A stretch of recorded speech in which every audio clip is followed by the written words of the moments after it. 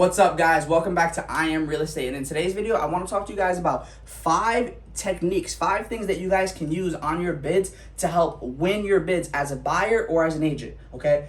Everybody knows how crazy this market is. We're in a super seller market because of COVID and factories shutting down and prices going up and blah, blah, blah, right? So how do we win bids as buyers? How do we win bids as agents?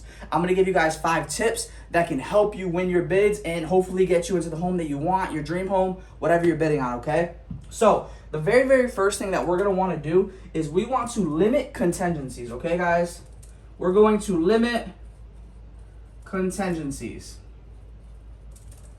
So what does that mean?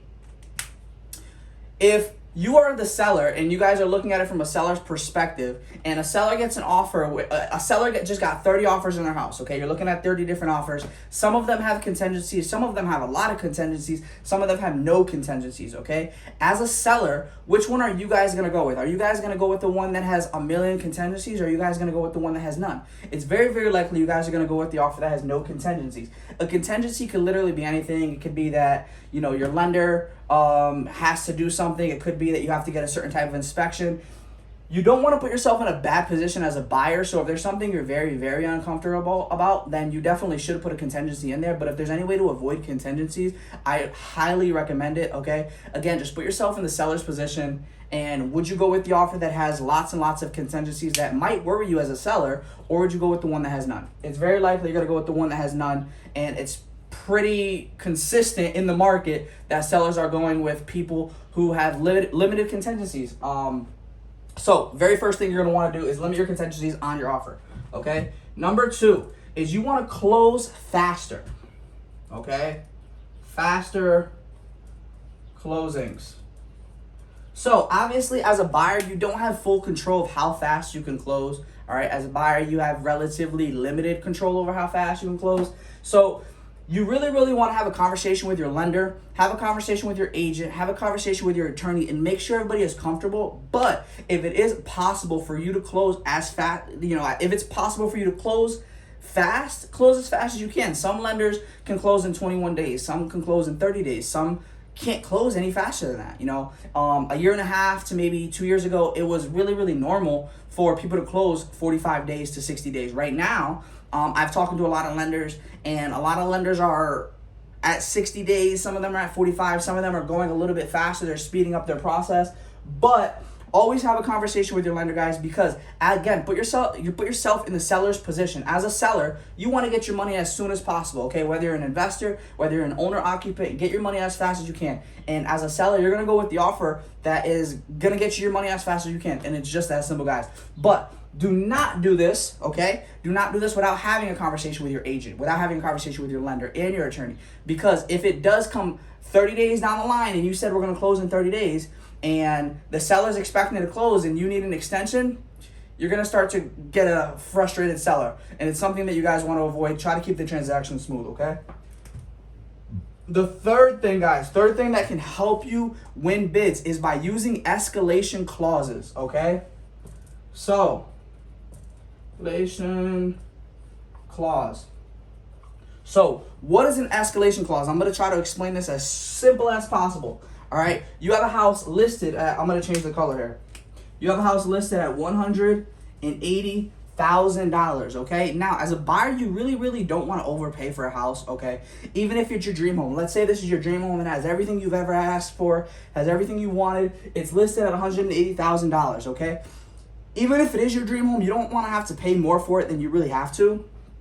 So, you have a pre-approval of $220,000, all right? You don't want to spend the whole $220 if you don't have to, so use what we call an escalation clause, all right? And what this does is you can go in and you can offer $180,000 on a house with an escalation of up to $220,000.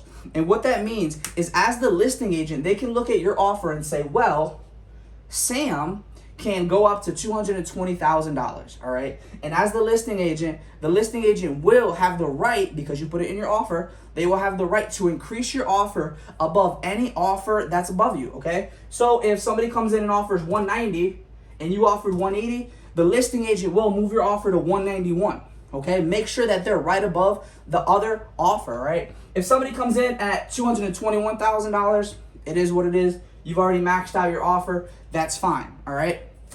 But using an escalation clause can sometimes give you advantage of winning a bid without having to overpay for the house, right? So if the highest bid was $190,000, you don't want to go in and bid $220 right away. So, check in with the listing agent, see if escalation clauses are allowed, because some agents are not accepting them because of how crazy our market is. But just check in, guys. It's always good to ask questions. Ask questions to the agents, to your agent, to the listing agent, to the lender, to the attorney. Ask the questions, okay? So escalation clause is something that can really, really help you to win bids without actually having to necessarily overpay by so much, all right? So number four is place higher deposits, okay? We're gonna put higher deposit. Ooh, deposit, okay? So when you guys place an offer on a house, you guys have your initial deposit, all right? When you guys place an offer on a house, you guys have your initial deposit. Your initial deposit might be $100, it might be $500, it might be $1,000, whatever you guys decide to put, and whatever's kind of the standard wherever you're buying. So that first deposit is cool, it's great. That's what is binding your offer, but there's a second deposit that needs to be placed during your purchase and sales, okay?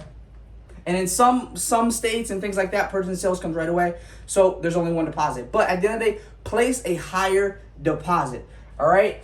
When you guys are placing a higher deposit, it tells the seller, it tells the listing agent that you guys are very, very serious about this offer. It tells the listing agent and the seller that you really, really want this house, okay? Again, put yourself in the seller's position. Would you go with somebody who had a $1,000 deposit or a $10,000 deposit, okay? I've put $20,000 deposits down for one of my buyers, and that buyer got the bid, and the seller came to us and said, hey, listen, you just had a large deposit and we liked it, you guys were serious. That's literally all it is, guys. If you guys have the funds, if you have the means, and if you guys are comfortable with it, again, don't ever do something without being comfortable, but if you guys are comfortable with it, place higher deposits, all right? So we're gonna go with our fifth and final thing, and this one's kind of a tough one, but if you can make it work, and if it falls in your lap, it's great. Go after pre-market houses, pre-market listings, okay? And I'll tell you what that means. We're gonna put pre-market homes, okay? So what I mean when I say that is, if you guys see a house that's down the street, or that's in a certain area that you guys might like, you guys might have drove by it, and you see a seller, or you hear that somebody's interested in selling in that neighborhood. If you as an agent are listening and you guys are hunting for listings, and you say, hey, listen, are you interested in listing this house? Are you interested in selling this house? Or if you guys find a for sale by owner, okay?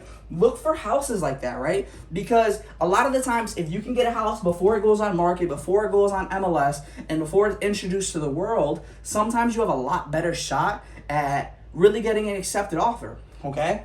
Think about it. For sale by owners, a lot less people see those houses than people who look at houses that are on MLS, okay? So if you can go to a for sale by owner, and if you can get them to an accepted offer, and you can have that conversation with them, that's great. As an agent, try to see if they can cover your fees.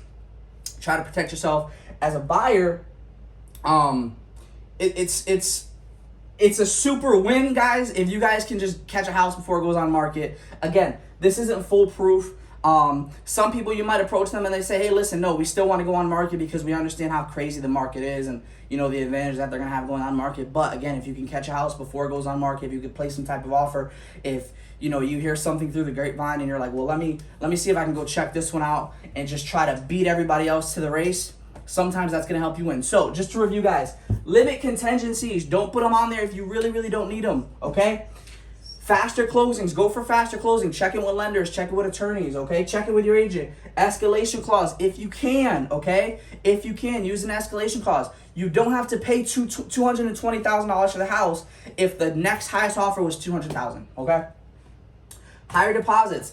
This may be tougher for some people. Some people might not have all the cash in the bank, but if you have it, if you can do it, go for higher deposits. Place more money down. It's going to make sellers feel more comfortable, and it's going to show how serious you really are about the house. And the last one, go for pre-market homes. If you can catch a house before it goes on market, it just gives you an advantage. Think about it just like you guys think about it, anything else. Try to beat them to the race, okay? 5 things. And ultimately, don't ever do anything you guys aren't comfortable with. If you guys really, really need to put the contingency on there, put it on there. You guys need to protect yourself as buyers, as agents. Don't ever do something you're not comfortable with, okay? But these are 5 things that can help you try to win your bid. I hope that you guys win them. Hopefully this market starts to settle itself back out. As always, guys, go ahead, leave me comments, leave me questions, anything you guys agree, anything you guys disagree with. I really, really appreciate you guys watching this video. I'll see you again soon.